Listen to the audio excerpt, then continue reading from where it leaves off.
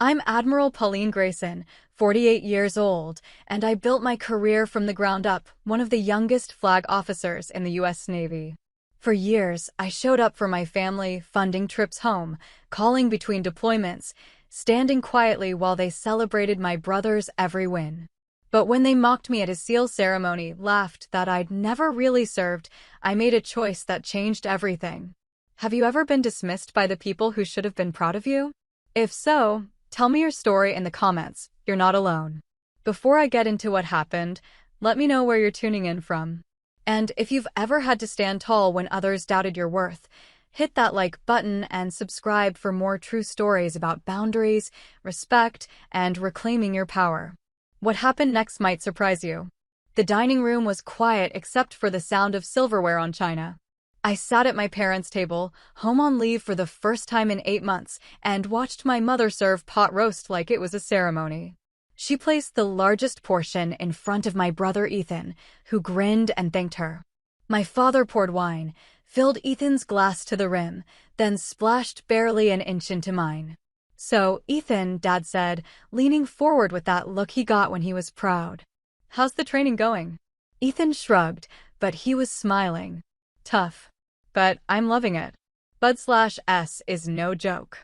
"Of course it isn't," Mom said, beaming. "You're going to be a SEAL. A real hero."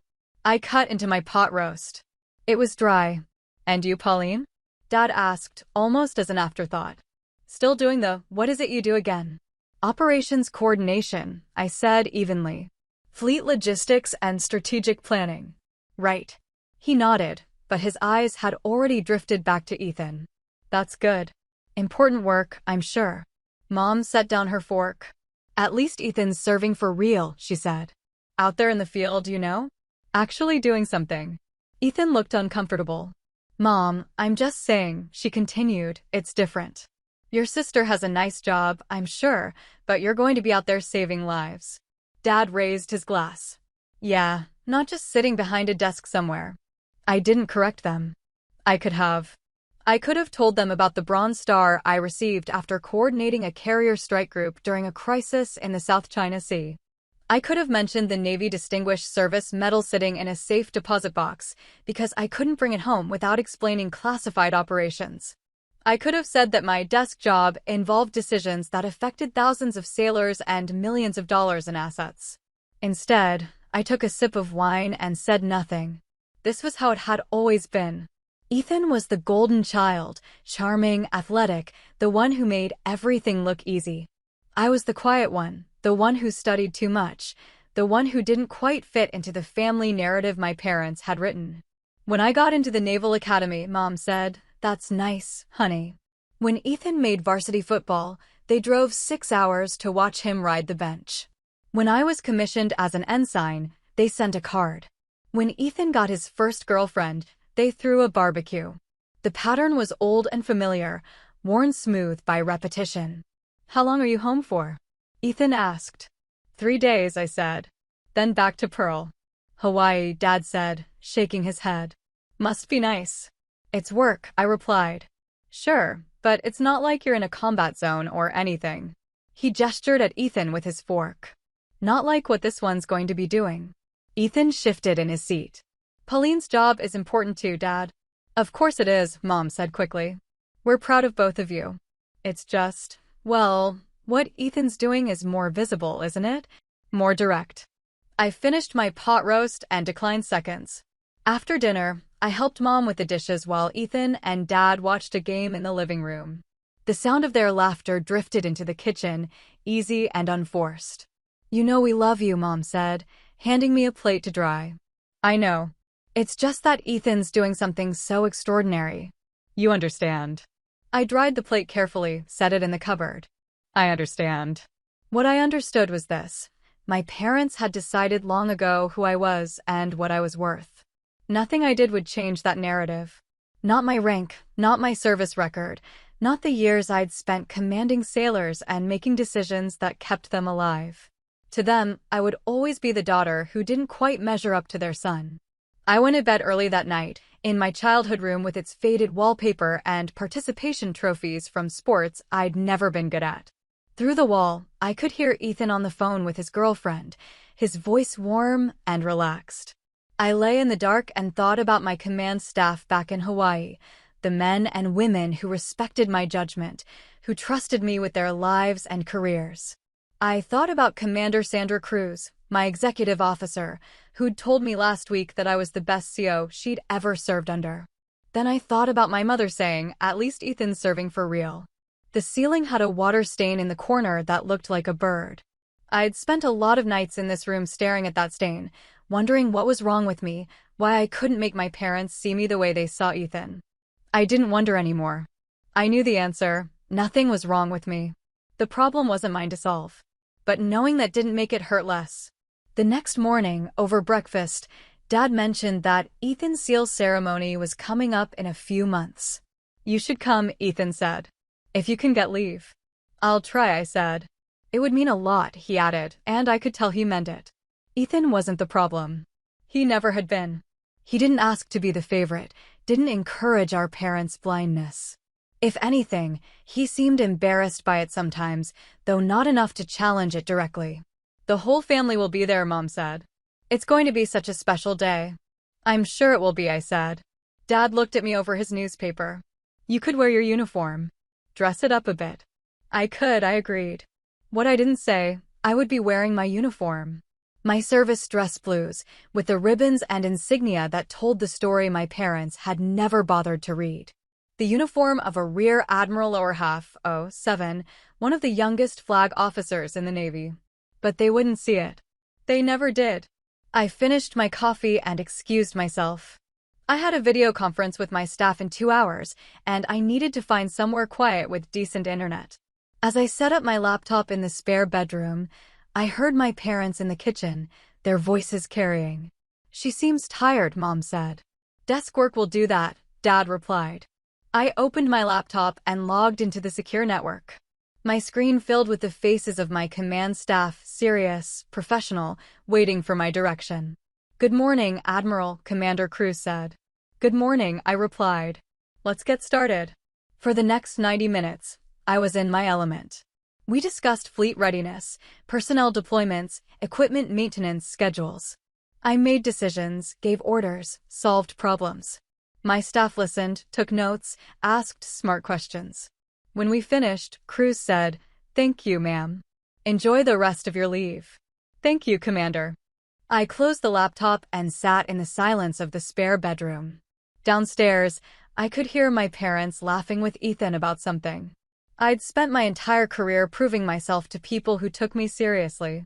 Chiefs and captains, admirals and enlisted sailors, they saw my competence, respected my authority, trusted my leadership. But I'd never stopped trying to prove myself to the 2 people who refused to look. 3 days later, I flew back to Hawaii. My parents drove me to the airport. In the rearview mirror, I watched my father's eyes as he talked about Ethan's training, Mom nodding along. At the curb, they hugged me goodbye. "We'll see you at Ethan's ceremony," Mom said. "I'll be there," I promised. I would be. Not as their daughter, not as Ethan's sister, but as myself. As Admiral Pauline Grayson. And this time, they would finally see me. The ceremony was held at Naval Amphibious Base Coronado on a bright September morning. I arrived in my service dress blues, the gold stripe on my sleeve catching sunlight, but nobody was looking at me. The parking lot was full of families clutching programs and cameras, all here to watch young men become SEALs. I found my parents near the front of the crowd. Mom wore a navy dress and had brought 2 bouquets. Dad had on his best suit, the one he saved for weddings and funerals. They were beaming, locked in conversation with another couple, probably another SEAL's parents. "Pauline," Mom said when she saw me. She kissed my cheek, distracted. "You made it. Good. We saved you a seat." The seat was on the end of the row, with a good view of nothing. "This is so exciting," Mom continued, gripping my arm. "Our son, a Navy SEAL. Can you imagine?" "It's quite an achievement," I said. Dad barely looked at me. His eyes were scanning the crowd for Ethan, who was somewhere with his class, preparing for the ceremony. We took our seats. The chairs were arranged in rows facing a platform where the trident pins would be presented.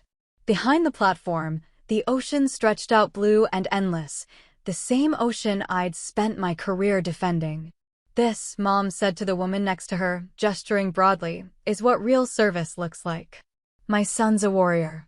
I folded my hands in my lap and watched the platform. At exactly 1000 hours, the ceremony began. The SEAL candidates marched in formation, crisp and disciplined, their faces hard with pride and exhaustion. Ethan was in the third row, his eyes forward, his bearing perfect. The base commander spoke first, talking about sacrifice and brotherhood, about the standards and selection process that made SEALs the elite. Then he introduced Lieutenant General Robert Miller, who'd come from SOCOM to present the awards. Miller took the platform. He was in his mid-50s, ramrod straight, with close-cropped gray hair and ribbons covering half his chest. He spoke about the importance of special operations, about the men who volunteered to do the hardest jobs in the hardest conditions. I'd met Miller twice before. Once at a joint operations brief in Tampa, and once at a reception following a change of command. Both times, he'd been professional and sharp, the kind of officer who didn't waste words. His speech was good, measured, respectful, inspiring in the way military speeches should be. He was talking about the global reach of naval special warfare when his eyes swept the crowd and landed on me. He stopped mid-sentence. For a moment, he just stared. Then he glanced down at his notes, back up at me, and his expression shifted into something like surprise. The crowd began to murmur. People noticed the pause, noticed him looking. Miller stepped away from the microphone, said something to the base commander beside him, then walked down from the platform. He walked straight toward me. The murmuring grew louder. My parents looked confused. Dad leaned over. "What's going on?" I didn't answer. I stood, because that's what you do when a 3-star general is walking toward you with purpose. Miller stopped 3 feet away and saluted. "Admiral Grayson," he said clearly, his voice carrying. "It's an honor to have you here, ma'am." The crowd went silent. I returned the salute. "General." Around me, people were standing. The officers in the crowd came to attention. I saw Ethan in formation, his eyes wide, his hand snapping up in salute. The other SEAL candidates followed, the entire formation saluting toward me. My parents sat frozen, their faces blank with shock. Miller held my eyes for a moment, nodded once, then returned to the platform. "Ladies and gentlemen," he said into the microphone, "we have the distinct honor of having Rear Admiral Pauline Grayson in attendance today. Admiral Grayson commands the Pacific Fleet's Logistics and Operations Group and has served with extraordinary distinction for over 25 years. Her presence here honors these men and this ceremony." The crowd applauded. It wasn't polite applause. It was sustained, genuine, the kind of recognition that comes from people who understand what rank means, what it costs. I remained standing until Miller gestured for everyone to sit. Then I lowered myself back into my chair, my posture unchanged, my expression neutral. Next to me, my mother's mouth was open. On my other side, my father stared at me like I was a stranger. I kept my eyes forward. The ceremony continued. The SEAL pins were presented, each candidate stepping forward to receive their trident. When Ethan's name was called, he walked to the platform with precision, shook Miller's hand, received his pin. Mom cried. Dad's hands shook as he held his camera. I watched my brother become a SEAL and felt genuinely proud of him. His achievement was real. He'd earned this. But the looks on my parents' faces, the shock, the confusion, the dawning realization, that was for me. After the ceremony, families flooded toward their sailors. My parents moved toward Ethan, but slowly, their steps uncertain. I stayed back, letting them have their moment. Commander Cruz appeared at my elbow. She was in town for a logistics conference and had come to the ceremony as a courtesy. "Nice entrance, Admiral," she said quietly. "I didn't plan it." "I know. That's what makes it perfect." She drifted away as my parents approached. Ethan was with them, his new trident pinned to his chest, his expression somewhere between pride and concern. "Pauline," Dad said. His voice cracked. You're an admiral?" "Yes." "Why didn't you tell us?" Mom asked. Her eyes were red. "I did," I said calmly. Several times. You didn't ask for details. Ethan looked at me, then at our parents. I told you she was high-ranking. I said she was important. You said she worked in logistics, Dad said weakly. I command logistics operations for the entire Pacific Fleet, I said. It's a flag officer billet. Mom reached for my arm, but I stepped back slightly, not rudely, just enough. You've been an admiral this whole time?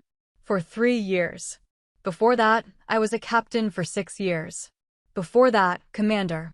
You were at my promotion ceremony when I made lieutenant commander. You left early. I watched the memory surface in their faces, watched them reconstruct years of casual dismissals and forgotten milestones. We didn't know, Dad said. You didn't ask. Ethan cleared his throat. I need to check in with my class. Pauline, can we talk later? Of course. Congratulations, Ethan. You earned this. He nodded, squeezed my shoulder, and left.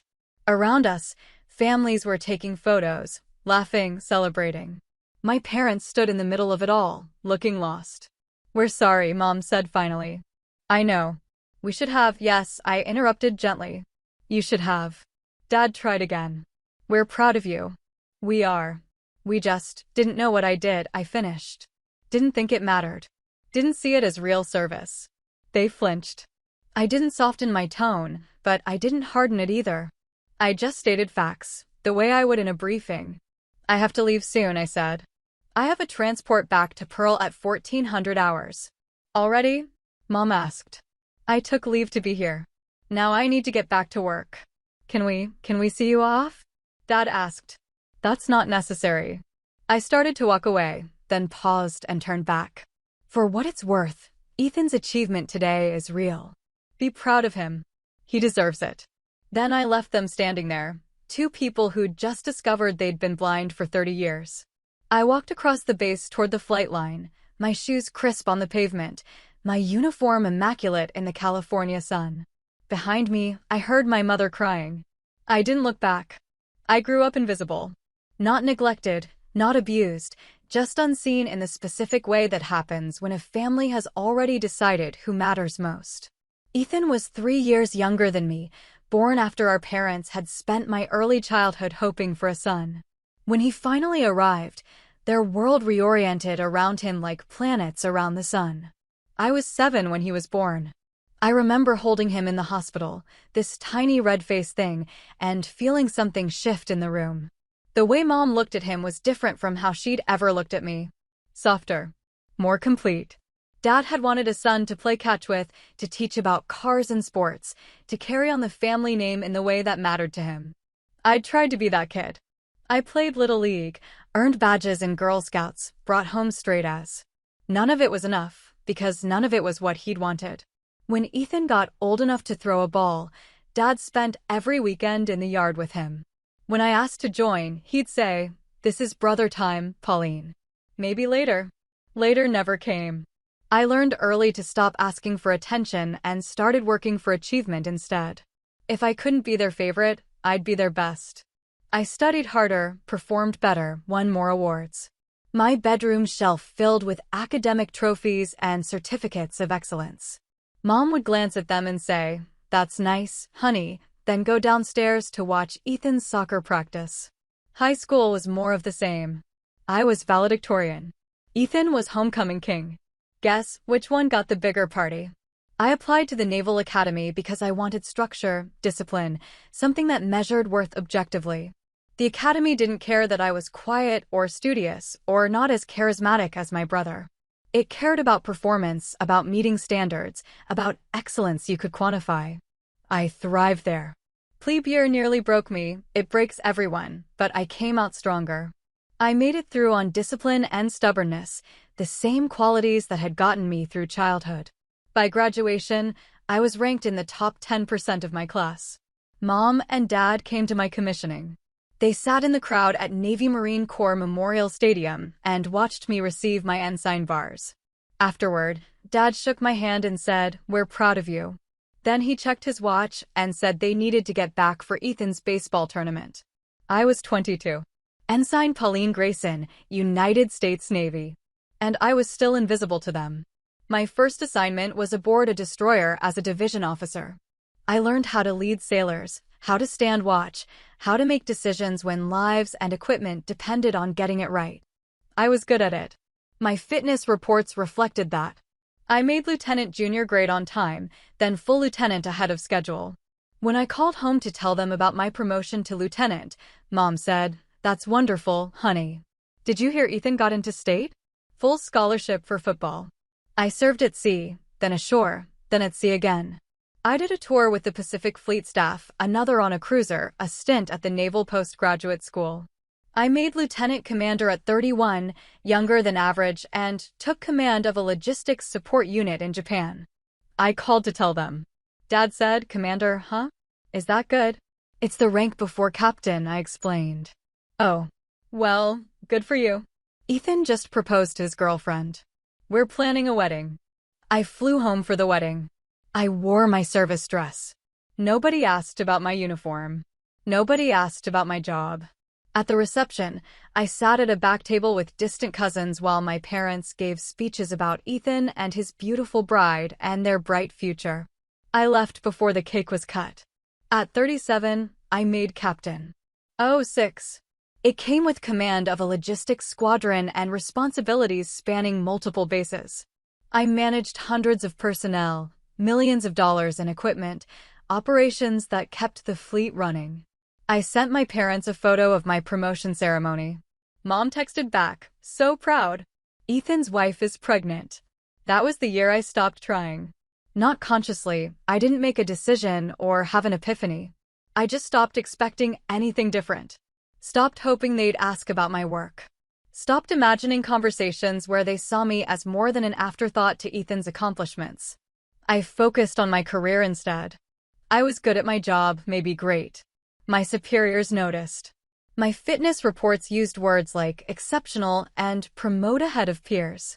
I received a Bronze Star for my role coordinating support during a carrier strike group's deployment to the Persian Gulf. The citation was classified, so I couldn't explain what I'd done, but it involved 72 hours without sleep and decisions that prevented a logistics disaster during critical operations. I put the medal in a safe deposit box. There was no point bringing it home. At 43, I deployed to the South China Sea during a period of heightened tensions. Our carrier group was positioned as a deterrent, and my job was making sure we could sustain operations indefinitely if necessary. It meant coordinating with multiple countries, managing supply chains across thousands of miles, solving problems in real time with incomplete information. We pulled it off.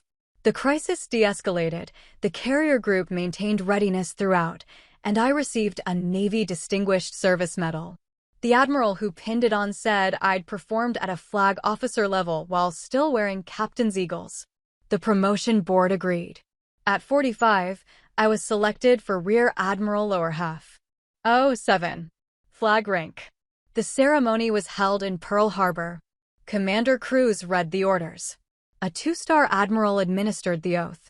My new shoulder boards gleamed gold on blue. I called my parents that evening. "That's wonderful, honey," Mom said. "We're so happy for you." Listen, Ethan got orders to train for SEAL selection. Can you believe it? I could believe it. Ethan had joined the Navy 2 years earlier, following in my footsteps in the way that people noticed and celebrated.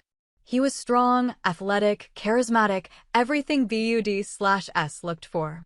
"Tell him congratulations," I said. "We will. He's so excited. This is such a big deal." "It is," I agreed. "Your father wants to know, is Admiral higher than Captain?" I closed my eyes. "Yes, Mom. Admiral is higher than Captain." "Oh, how nice. So you got promoted again?" "Yes." "Well, good for you, honey. We're very proud." Now, about Ethan, I let her talk. She told me about his training, his determination, his dreams of becoming a SEAL. She told me how worried she was, how dangerous it would be, how proud they were that he was pushing himself. I listened and said nothing about my own deployments, my own dangers, my own years of pushing myself past limits they'd never bothered to learn about. When I hung up, I stood on my lanai and looked out at the Pacific. Somewhere out there were ships I helped keep supplied, sailors whose lives depended on logistics chains I managed, operations I'd coordinated that prevented conflicts from escalating. My parents knew none of it. They knew I worked in the Navy. They knew I wore a uniform.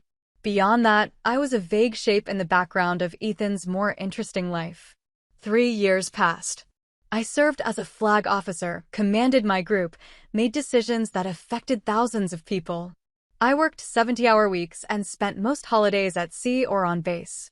I mentored junior officers, counseled struggling sailors, shaped policies that improved readiness across the fleet. And then came the phone call about Ethan's ceremony. "You'll come, won't you?" Mom asked. "It's so important. My son, a Navy SEAL." "I'll be there," I said. I could have told her then.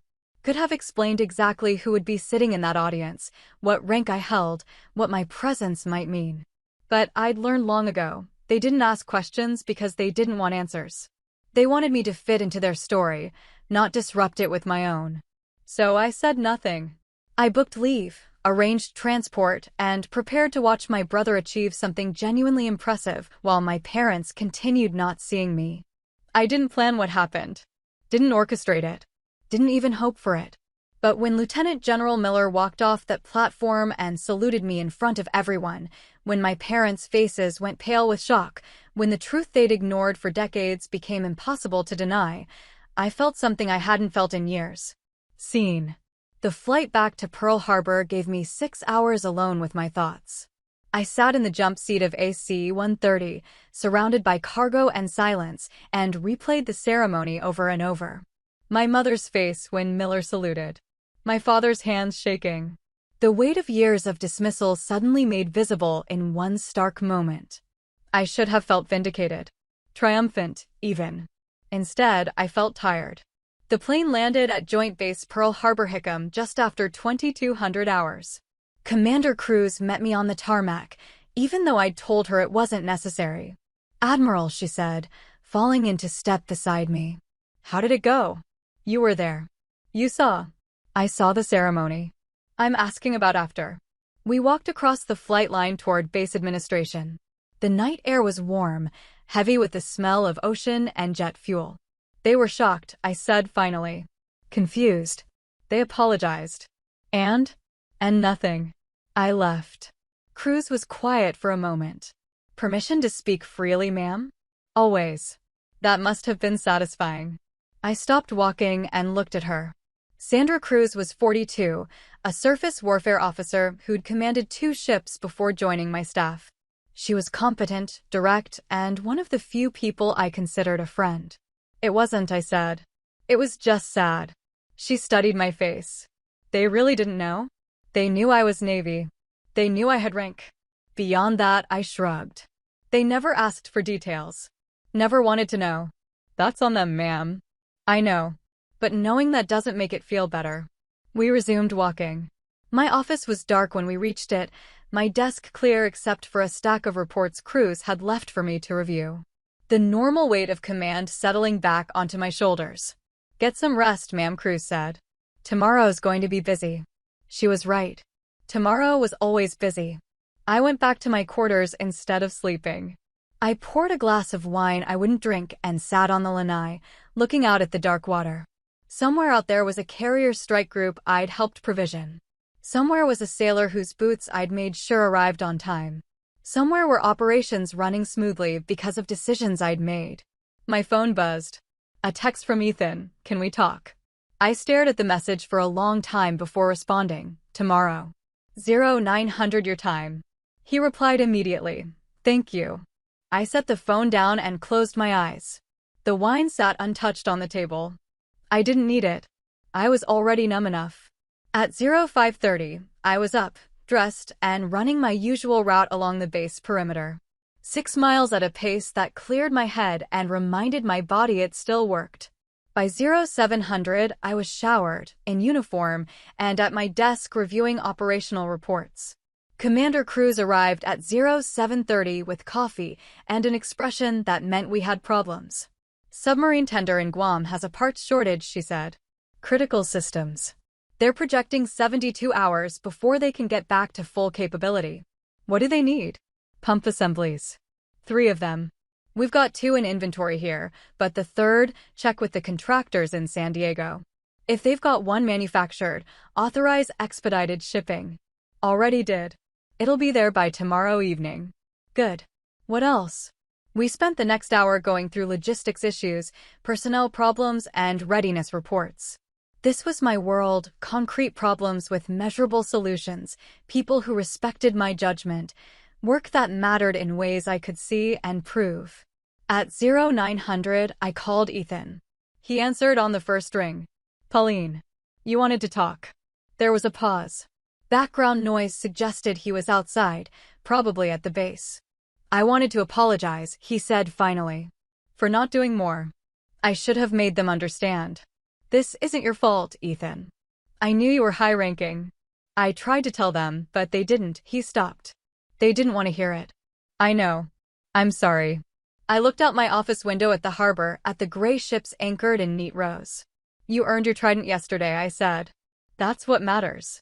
Don't let this take away from that. They're devastated, he said quietly. Mom hasn't stopped crying. Dad keeps asking what he missed, how he didn't know. They missed everything, Ethan. Not just about rank. About who I am, what I do, why it matters.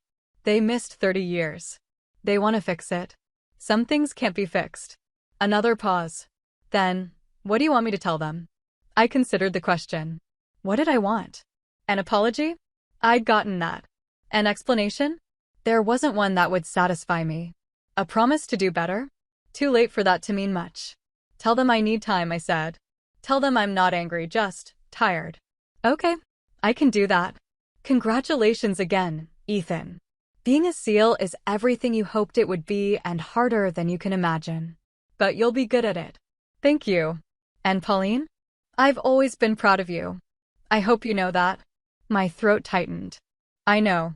We hung up. I sat at my desk and stared at the phone for a moment, then forced myself back to work. The day proceeded in its normal rhythm. Meetings, decisions, problems solved, fires extinguished. At 1300 hours, I briefed a visiting congressional delegation on Pacific Fleet logistics capabilities. At 1500 hours, I reviewed fitness reports for my senior enlisted staff. At 1700 hours, I finally cleared my desk enough to leave. Commander Cruz found me on my way out. Your parents called the command center, she said. I stopped. What? About an hour ago. They asked to speak with you. The watchstander didn't put them through, told them you were in meetings. Good. They asked about your schedule.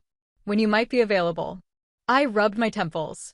Tell the watch to be polite but firm. No calls transferred without my approval. Already done. Just thought you should know. Thank you, Sandra. She hesitated. For what it's worth, ma'am, you handled that ceremony with more grace than I would have. I've had practice being overlooked. That shouldn't be something you're good at. She was right. It shouldn't be. That night, I got an email from my mother. The subject line was, "We're so sorry." I stared at it for 10 minutes before opening it. The message was long, emotional, full of explanations and justifications and desperate apologies. She talked about being busy with Ethan, about not understanding military rank, about assuming I would tell them if anything important happened. She said they loved me, had always loved me, were so proud of everything I'd accomplished. At the end, she wrote, "Please come home. Let us make this right." I closed the laptop without responding. The next morning, my father called. I let it go to voicemail. Then he called again. And again. By the afternoon, I had 7 missed calls and 3 voicemails I hadn't listened to. Ethan texted, "They're not handling this well." I replied, "Neither am I. What do you need?" I thought about that. What did I need? Space. Distance. Time to process decades of being unseen by the people who should have seen me first. Nothing right now, I typed. Just time. Okay, I'm here if that changes. 3 days after the ceremony, I received a package at my office. Inside was a framed photo of me at my promotion to Rear Admiral, one I'd sent them years ago. They'd never displayed it. Now it came back to me with a note in my mother's handwriting. "We should have put this on the mantle. We should have celebrated you. We're sorry we didn't." I looked at the photo, me in dress blues, the Admiral's star on my shoulder board, my face composed and professional. The woman in that photo had earned everything she wore. She'd climbed through ranks and proved herself over and over, not for recognition, but because it was who she was. That woman didn't need her parents' approval. But the girl she'd been, the one who'd tried so hard to be seen, still ached with their absence. I put the photo on my desk, facing away from me. Then I got back to work. 3 weeks after the ceremony, my parents stopped calling. The daily voicemails tapered to every other day, then twice a week, then silence. I told myself I was relieved. Mostly, I believed it. Work consumed me the way it always had. I reviewed deployment schedules, authorized equipment transfers, mediated disputes between commands competing for limited resources. Commander Cruz ran the daily operations while I focused on strategic planning and the endless meetings that came with flag rank. At 0700 on a Tuesday, she knocked on my office door with a peculiar expression. "Admiral, you have visitors." I looked up from my reports. "I don't have anything on my calendar." "I know. But they're here anyway." "Who?" "Your parents." I set down my pen carefully. "They're here? On base?" "At the visitor center. They flew in last night, apparently. They're asking to see you." My first instinct was to refuse. Send them away, make them understand that you couldn't ignore someone for 30 years and then demand an audience. But I was an admiral. I didn't hide from difficult conversations. "Bring them to conference room B," I said. "Give me 10 minutes. Cruz nodded and left. I sat alone in my office, breathing steadily, preparing myself the way I would for any challenging negotiation. They were waiting when I arrived. Mom stood by the window overlooking the harbor, her hands clasped in front of her. Dad sat at the conference table, looking older than I remembered. They both turned when I entered, and the hope on their faces was painful to see. "Pauline," Mom said. I closed the door. "You should have called first." "You weren't taking our calls," Dad said. "There's a reason for that." Mom's eyes were red, like she'd been crying recently. "We needed to see you. To talk in person." I remained standing, kept my posture formal. "You have 15 minutes. I have a briefing at 0800. "We've been talking," Dad started. "About everything. About how we treated you, what we missed. And you realize now," I interrupted quietly. "After 30 years. After a general saluted me in public and you had no choice but to see what you'd ignored." "That's not fair," Mom said. "Fair?" I kept my voice level, professional. "I made lieutenant commander at 31. You asked if that was good. I made captain at 37 and sent you a photo of my promotion ceremony. You texted back about Ethan's wife being pregnant.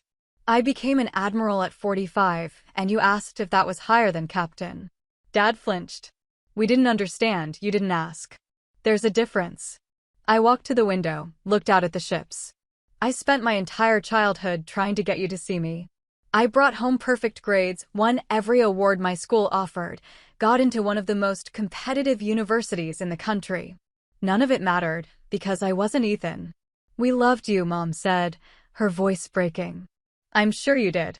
But love and attention aren't the same thing. Love and respect aren't the same thing. You loved me the way you'd love furniture, present, functional, easy to overlook." "That's not true," Dad protested. I turned to face them. "When was my last promotion?" They looked at each other, uncertain. "When was my last deployment? What ship was I stationed on before I came to Pearl? What does my job actually entail?" I paused. "You can't answer any of those questions, can you?" Silence. "But you can tell me about Ethan's Bud/S training. About his girlfriend, his wedding, his hopes for special operations. You know everything about his life because you paid attention to it." Mom wiped her eyes. "We're here now. We're trying. Trying now. After it became public. After you were embarrassed." "That's not why," Dad started. "Isn't it? If General Miller hadn't recognized me, if that ceremony had gone the way you expected, would you be here?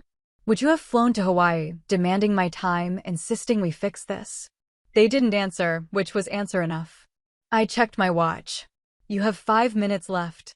What do you want from us?" Mom asked desperately. "Tell us what to do. Tell us how to make this right. I want you to go home. Pauline, I want you to think about what you missed." Really think about it. Not just my rank, but everything. The nights I stayed up studying while you watched Ethan's games.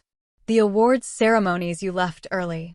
The deployments I came back from to find you'd barely noticed I was gone.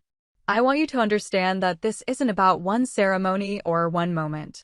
It's about 30 years of choosing not to see me. Dad's voice was rough. We see you now. Do you? Or do you see a rank that embarrassed you? Do you see an admiral? Or do you see your daughter? Both, he said. Then you're looking at someone you don't know. Because the daughter you remember learned a long time ago to stop expecting anything from you. Mom stepped forward. Don't say that. It's true. I built a career. I commanded sailors. I made decisions that affected thousands of people. I did all of it knowing you'd never understand or appreciate any of it. And I was fine with that. I made peace with it. But we want to understand now, she insisted. Now isn't enough. The words hung in the air between us. Outside the window, a guided missile destroyer was moving through the harbor, sailors on deck preparing to moor. I need time, I said finally. Months, maybe years. I need to figure out what kind of relationship we can have, if any.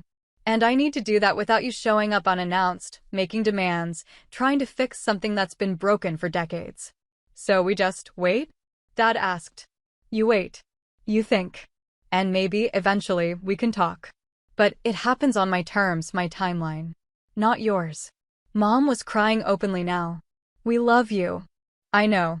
But love isn't enough when it comes with 30 years of blindness. I walked to the door, opened it. Commander Cruz was in the hallway, professional and discreet. Commander, please escort my parents to the visitor center and arrange their transportation off base. Yes, ma'am. I looked at my parents one last time. They seemed smaller, older, diminished by the weight of their own failure. Goodbye, I said. Then I walked away. I made it to my office, closed the door, and stood at the window with my hands braced against the sill. My chest felt tight, my breathing shallow. There was a knock. Cruz entered without waiting for permission. How did you know? I asked without turning. 23 years in the Navy, ma'am. I know what it looks like when someone's barely holding it together. She didn't say anything else, just stood there in silent support. After a moment, my breathing steadied. They meant well, I said. Doesn't mean they did well. No, it doesn't. I straightened, adjusted my uniform, restored the composure that was as much a part of me as the rank on my shoulders. I have a briefing in 10 minutes. I rescheduled it. You have the morning clear. I looked at her. That wasn't necessary. With respect, ma'am, it was. She left me alone. I sat at my desk and stared at the framed photo my mother had sent back, the one of my promotion to Rear Admiral. In it, I looked confident, accomplished, complete. I picked up my phone and texted Ethan. Saw Mom and Dad today. It didn't go well. His response came quickly. I'm sorry. Are you okay? I typed and deleted 3 responses before settling on, I will be. Because I would be. I'd survived 30 years of invisibility. I'd survived this too. The rest of the day proceeded normally. I attended meetings, made decisions, solved problems. Nobody looking at me would have known that anything was wrong, and that was exactly how I needed it to be. That evening, alone in my quarters, I allowed myself exactly 10 minutes of grief. 10 minutes to feel the loss of what could have been, should have been, never was. Then I poured a glass of water, reviewed the next day's schedule, and prepared for sleep. I'd spent my life proving I didn't need their validation. Now I just had to believe it. For months after the ceremony, Ethan called at 0200 hours. I was already awake, insomnia had become a familiar companion, so I answered. Pauline. His voice was rough, exhausted. I need help. I sat up, instantly alert. What's wrong? Are you injured? No. Yes. I don't know. He paused. I'm struggling. Training is, it's harder than I thought. And I can't talk to Mom and Dad about it. Why not? Because they think I'm invincible. They've spent my whole life telling me I'm special, that I can do anything. How do I tell them I'm failing? I walked to the window. Outside, Pearl Harbor was dark and quiet. Are you failing? I asked. I don't know. Maybe. I'm injured, nothing serious, but it's slowing me down. And mentally, I'm exhausted. Everyone here is as good as me or better. I'm not special anymore, and I don't know how to be average. There was something raw in his voice, something I recognized from my own plebe year at the academy. Where are you right now? I asked. Coronado. Outside the barracks. Go inside. Find somewhere private. I'll wait. I heard him moving, heard a door close. Then, okay. Listen to me, I said. What you're feeling is normal. Everyone in selection feels it. The whole point of BUD/S is to push you past what you think you can handle. But what if I can't handle it? Then you can't. And that's not the end of the world. Silence on the other end. Ethan, being a SEAL isn't the only way to serve. It's not the only way to matter. If this isn't for you, that doesn't make you a failure. It makes me less than I was supposed to be. And there it was, the weight of a lifetime of being the golden child, the one who was supposed to succeed at everything.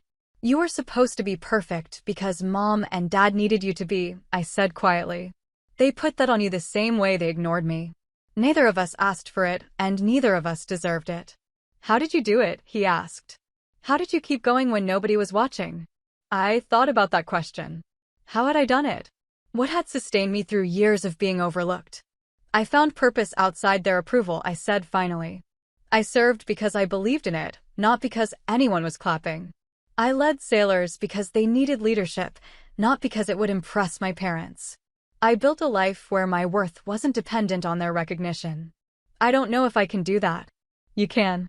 But first, you have to survive training. So here's what you're going to do. Tomorrow, you're going to see the medical staff about your injury. No pushing through pain, no being a hero. Get it treated properly. That'll put me behind. Better behind than broken. Then you're going to focus on one day at a time. Not the whole program, not what happens after. Just the next day, the next evolution, the next challenge. Okay. And Ethan? If you decide to quit, if you decide this isn't for you, that's okay too. I'll still be proud of you. His voice cracked. You're the only one who would be. Then I'm the only one whose opinion should matter. We talked for another 20 minutes. I gave him practical advice. How to manage injuries, how to deal with instructors, how to stay mentally strong when your body is failing. Advice earned through my own years of pushing past limits. When we hung up, I lay back down but didn't sleep. Instead, I thought about my brother, the golden child who'd carried the weight of our parents' expectations his entire life, who'd never been allowed to be average or uncertain or afraid. Maybe we'd both been damaged, just in different ways. Over the next few months, Ethan called regularly. Sometimes for advice, sometimes just to talk. I became his lifeline through BUD/S, the person who understood what he was enduring without judgment or expectation. He made it through. Barely, and with more struggle than he'd ever admit to our parents, but he made it. I'm going to be a SEAL, he said when he called with the news. I know. I never doubted it. I did. A lot. That's what makes it real, Ethan. Anyone who goes through that program and doesn't doubt themselves is either lying or not human. He was quiet for a moment. Thank you. For everything. I couldn't have done this without you. Yes, you could have. But I'm glad I could help. After we hung up, Commander Cruz found me in my office. Good news? She asked, reading my expression. My brother completed training. The SEAL? Yes. She nodded. That's a real accomplishment. You should be proud. I am. He worked hard for it. So did you, she said. For your rank, I mean. You worked hard too. I looked at her, wondering where this was going. I've been thinking about what happened at that ceremony, she continued. About your parents. And I realized something. What? You spent your whole career becoming someone worthy of respect, someone who earned everything she has. And you did it without recognition or support.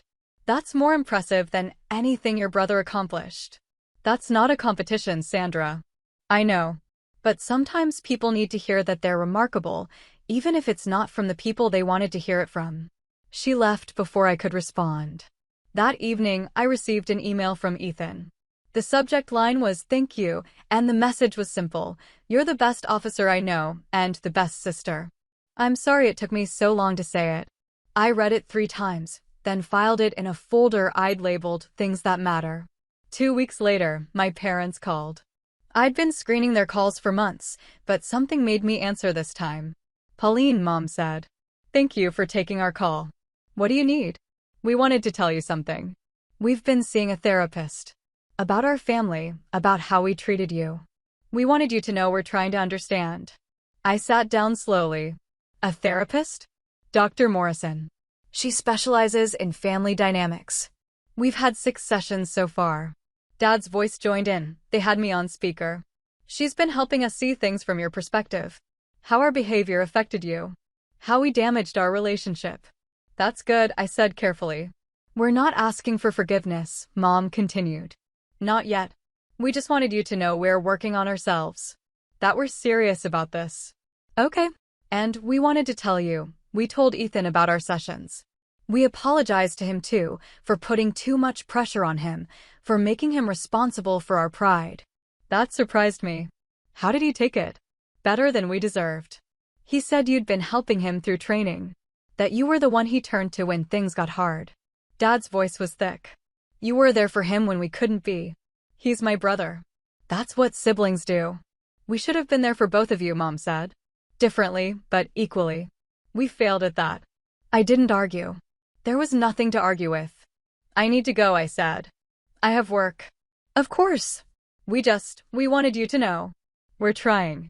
After we hung up, I sat in the silence of my office and processed the conversation. They were trying. It didn't fix anything, didn't erase decades of damage, but it was something. Maybe that was enough for now. Commander Cruz knocked and entered. Admiral, we have a situation with the supply chain in Okinawa. Details? Equipment delivery delayed by typhoon. Base commander is requesting alternative sourcing. I pulled up my computer. Let's see what we can do. And just like that, I was back to work. Back to the place where I was competent, respected, valued. Back to the world that made sense. But in a small corner of my mind, something had shifted. My parents were trying. Ethan saw me. And maybe, there was a path forward that didn't require me to choose between my career and my family. It would take time. Years, probably. But I'd spent my whole life being patient. I could be patient a little longer. 7 months after the ceremony, my parents asked if they could visit again. This time, they called first. This time, I said yes. They arrived on a Saturday afternoon, during my rare weekend off. I met them at a restaurant in Honolulu, neutral territory where neither of us had the advantage. Mom looked thinner. Dad's hair had gone completely gray. They both seemed nervous, uncertain how to begin. Thank you for meeting us, Mom said. I nodded. You said you've been working with a therapist. 6 months now, Dad confirmed. Twice a month. Dr. Morrison has been enlightening. How so? Mom folded her hands on the table. She helped us understand that we weren't just neglecting you. We were actively choosing not to see you. There's a difference. I know there is. We were so focused on Ethan, Dad continued, on making sure he succeeded, that we convinced ourselves you didn't need us. You were smart, capable, independent. We told ourselves you were fine. I was fine, I said. But I shouldn't have had to be. No, Mom agreed. You shouldn't have. And we're sorry. Truly, deeply sorry for what we put you through. The apology was better than before. More considered, less desperate. But I'd learned that apologies were easy. Change was hard. What are you going to do differently? I asked. They looked at each other, and I saw something I hadn't seen before, real uncertainty, real recognition of failure. We want to know you, Dad said. Not who we thought you were, but who you actually are. What your life is like, what your work means, what matters to you. That's going to take time. We know. We're prepared for that. Mom pulled out a small notebook. I've been learning about Navy rank structure. About what a rear admiral does, what your responsibilities are. I don't understand all of it yet, but I'm trying. I looked at the notebook. It was filled with her handwriting, notes, questions, diagrams of rank hierarchy. Dad's been reading about Pacific Fleet operations, she continued. About logistics and supply chains. He didn't know that's what you do, that you keep the entire fleet running. It's impressive, Dad added. What you've built. The scope of your command. When I think about what you manage every day, he shook his head. I'm amazed. And ashamed that I didn't know. The waiter came, took our orders, left. We sat in silence for a moment. Ethan talks about you differently now, Mom said. He told us you helped him through BUD/S. That he wouldn't have made it without you. He would have. He's tougher than he thinks. He said you told him it's okay to fail. That it's okay to be average. I smiled slightly. He needed to hear that. We never told him that, Dad said quietly. We put too much pressure on him. Made him feel like he had to be perfect. You put pressure on both of us. Just different kinds. Mom nodded. Dr. Morrison said we set Ethan up to feel like he always had to succeed, and we set you up to feel like nothing you did mattered. We damaged both of you. Yes, I said simply. You did. The acknowledgement hung between us, not angry, not accusatory, just true. Our food arrived. We ate in careful silence, testing the boundaries of this new dynamic. We'd like to visit again, Mom said eventually. If that's all right. Maybe once a month? We could learn about your work, your life here. No pressure, no expectations. Just time together. I considered the request. Part of me wanted to refuse, to maintain the distance I'd built. But another part, smaller, more uncertain, wondered if healing was possible. Once every 2 months, I countered. And you call first, every time. No surprises. Fair, Dad agreed. And if I need space, if I'm not ready for a visit, you respect that. Absolutely. And we don't talk about Ethan unless I bring him up first. Mom hesitated, then nodded. Okay. It wasn't much. It wasn't trust, wasn't forgiveness, wasn't reconciliation. But it was a start. We finished lunch. They walked me back to my car. Admiral Grayson, a voice called. I turned to see a young sailor from my command, in civilian clothes, standing nearby. Petty Officer Davis, I acknowledged. He came to attention instinctively. Ma'am, I just wanted to say thank you for approving my transfer request. My wife just had a baby, and being stationed closer to her family means everything. You're a good sailor, Davis. You earned it.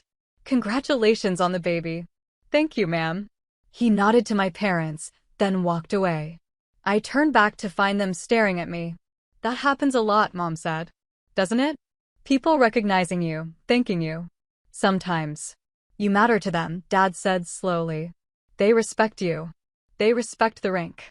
And hopefully, they respect how I wear it. We should have respected it too, Mom said. All of it. All of you. I unlocked my car. I'll call you in 2 months. We can set up another visit. Thank you, Dad said. For giving us a chance. I nodded and drove away. In my rearview mirror, I watched them standing in the parking lot, looking smaller and older and somehow more real than they'd ever seemed before. That night, Ethan called. How did it go? He asked. Better than expected. They're trying. That's good. Right? It's something. Whether it's enough remains to be seen. Fair. He paused. For what it's worth, they talk about you differently now. With respect. With pride. It's 30 years too late, Ethan. I know. But maybe late is better than never. Maybe. I wasn't sure yet.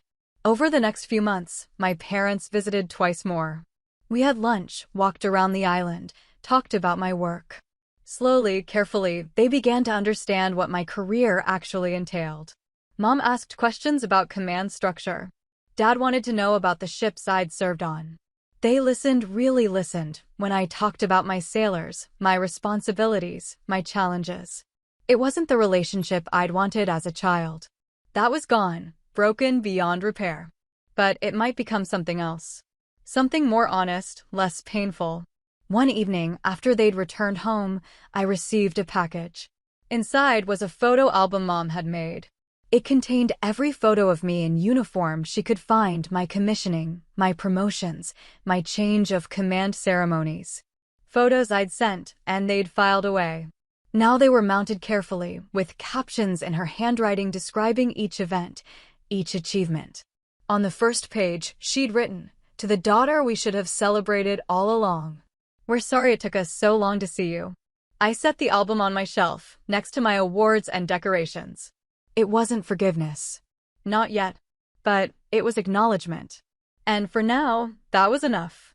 14 months after the ceremony, I received orders for promotion consideration to Vice Admiral. Oh, 9. 3 stars. Commander Cruz delivered the news personally, walking into my office with a rare smile. Congratulations, Admiral. You're on the list. I looked up from my reports. Which list? Promotion board. They're considering you for Vice Admiral. The official notification will come through channels, but I heard from a friend at Bupers. You're on the short list. I sat back in my chair, processing. Vice Admiral meant bigger command, broader responsibilities, deeper impact. It also meant more visibility, more scrutiny, more pressure. When's the board meet? Next month. Results probably within 6 weeks after that. Thank you for the heads up. She left, and I was alone with the news. 3 stars. 30 years after joining the Navy as an uncertain ensign, I was being considered for the highest ranks of naval leadership. I thought about calling my parents, then decided to wait. If I made the list, I'd tell them. If I didn't, there was no reason to mention it. The next 6 weeks were normal: meetings, decisions, problems solved. I didn't think about the promotion board. Thinking about it wouldn't change the outcome. Then, on a Tuesday morning, the call came. Admiral Grayson, this is Vice Admiral Peters. I wanted to inform you personally, you've been selected for promotion to Vice Admiral. Congratulations. I stood reflexively, even though he couldn't see me. Thank you, sir. Your ceremony is scheduled for 8 weeks from now at Pearl. We'll send the formal details through your command. You've earned this, Pauline. Your record is exemplary. After we hung up, I stood at my window and looked out at the harbor. Somewhere out there were ships I'd helped provision, sailors I'd helped lead, operations I'd helped execute. 30 years of service, distilled into 3 stars. Commander Cruz knocked and entered. I heard, "Congratulations, Admiral." Or should I start practicing Vice Admiral? Not yet. How do you feel? I considered the question honestly. Proud. Tired. Ready. Your parents will be thrilled. Probably. She studied my face. You're not going to tell them yet, are you? I'll tell them after the ceremony. Not before. Why? Because this one is mine. I don't want to share it with their opinions or their pride or their attempts to make up for lost time. This promotion, I earned it without them. I want to celebrate it the same way. She nodded. Understood, ma'am. The next 8 weeks passed in preparation. My dress uniform was updated with the 3-star insignia. My staff coordinated the ceremony. Invitations went out to commands across the Pacific Fleet. I didn't invite my parents. I told Ethan, swore him to secrecy, and asked him not to tell them. Are you sure? He asked. I'm sure. They're going to be hurt. They'll survive. This is important to me, Ethan. I need it to be on my terms. He understood. He'd been working with his own therapist, processing the pressure of being the golden child. He was learning, slowly, to separate his parents' expectations from his own worth. I'm proud of you, he said. 3 stars. That's incredible. Thank you. You know, he added, I tell people my sister's an admiral. They're always impressed. Makes me feel like I'm related to someone important. You are someone important, Ethan. You don't need to borrow that from me. I know. But it's still cool. The ceremony was held on a Friday morning on the same pier where I'd stood months earlier after the SEAL ceremony. The weather was perfect, clear sky, calm water, the kind of day that made Hawaii look like paradise. The Pacific Fleet commander administered the oath. My staff stood in formation, crisp and professional. Other flag officers attended, along with commanding officers from across the fleet. When the 3-star shoulder boards were pinned on, when the crowd applauded, I felt something I hadn't felt before, complete. Not because of the rank, though that mattered. Not because of the recognition, though that was meaningful. But because I'd reached this moment entirely on my own merit, without compromise, without needing validation from anyone except the institution I served. After the ceremony, there was a reception. Officers congratulated me, shook my hand, offered respect that had nothing to do with my family or their expectations. Commander Cruz, now executive officer to a 3-star, found me near the end. How does it feel, Admiral? Right, I said simply. Your parents will be upset they missed this. I know. But some moments need to be ours alone. She raised her glass. To Vice Admiral Grayson. May your next command be as successful as your last. We toasted, and I looked out over the harbor at the ships riding at anchor.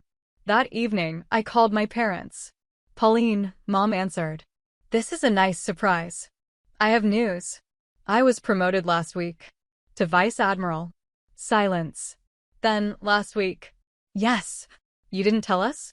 Dad's voice joined in speakerphone again. No. Why not? Mom asked, hurt evident in her voice. Because I needed that moment to be mine. Just mine. Without your pride or your guilt or your attempts to make up for the past. I earned 3 stars through 30 years of work you never bothered to understand. I wanted to celebrate that achievement without you. More silence. That's fair, Dad said finally. That's more than fair. We would have liked to be there, Mom said quietly. I know. But I needed it more than you did. Can we? She paused. Can we at least see photos? Can you tell us about it? I considered refusing. But they'd been trying, in their own stumbling way, to rebuild what they'd broken. I'll send you photos. And next time you visit, I'll tell you about it. When can we visit? Dad asked. 2 months. Like we agreed. Okay. And Pauline? Congratulations. We're proud of you. I know. But your pride isn't why I did it. We hung up. I stood on my lanai with a glass of wine I actually drank this time and watched the sunset over the Pacific. My phone buzzed.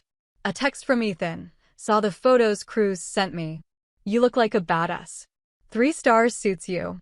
I smiled and replied, thanks. How's the team? Good. Deployed next month. Probably can't tell you where. Probably not. Stay safe. Always. Love you, sis. Love you too. I set the phone down and thought about the path that had brought me here. The years of being overlooked, the quiet determination, the refusal to let their blindness define me. I'd built a career worth respecting. I'd earned rank worth celebrating. I'd become someone worth knowing, not because of my family, but despite them. And now, finally, they were beginning to see it. Whether they truly understood, whether we'd ever have the relationship I'd wanted as a child, that remained uncertain. But I'd stopped needing their validation. I had my own. The next morning, I arrived at my office at 0600. My new responsibilities included oversight of Pacific Fleet logistics and strategic operations across 13 time zones. The scope was enormous, the stakes high, the work meaningful. Commander Cruz was already at her desk. Ready for your first day as a 3-star admiral? I've been ready my whole career. She smiled. Yes, ma'am. You have. I sat down, pulled up my reports, and got to work. Out there, across the Pacific, were ships that needed provisions, sailors who needed support, operations that required coordination. My job was making sure they succeeded, making sure they came home, making sure the fleet remained ready. It was work I was good at. Work that mattered. Work that defined me more than any family relationship ever could. My parents would visit in 2 months. We'd have lunch, talk about my promotion, continue rebuilding something that might eventually resemble a relationship. But whether they understood or not, whether they were proud or not, whether they finally saw me or not, none of it changed who I was. I was Vice Admiral Pauline Grayson, United States Navy. I commanded thousands of sailors, managed billions of dollars in resources, and made decisions that shaped Pacific operations. I'd earned every inch of the 3 gold stars on my shoulder boards. And I'd done it by refusing to be invisible, even when the people who should have seen me first chose to look away. That was my victory. Not the ceremony, not the moment of public recognition, not their belated apology. My victory was becoming someone I respected, someone I was proud to be, someone who didn't need their validation to know her worth. I looked out my office window at the harbor, at the gray ships preparing for another day of operations. Then I turned back to my computer and got to work. Because the mission continued. The fleet needed leadership. And I was exactly where I was supposed to be. Doing exactly what I was meant to do. On my own terms. Finally. That's where I drew the line and kept it.